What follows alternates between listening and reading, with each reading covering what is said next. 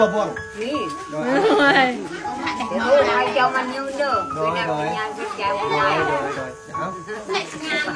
พอนไหนมีบ่วงมา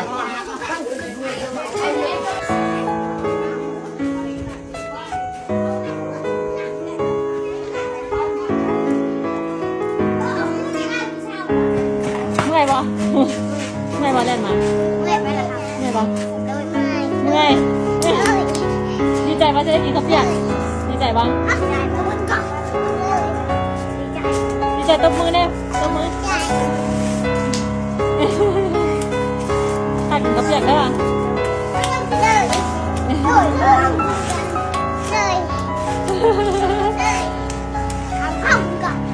พากันไปเก็บฟืนตอนนี้เห็ดข้าวเปียกมันต้องใส่ฟืนหลายๆเขาจะสุกไวๆ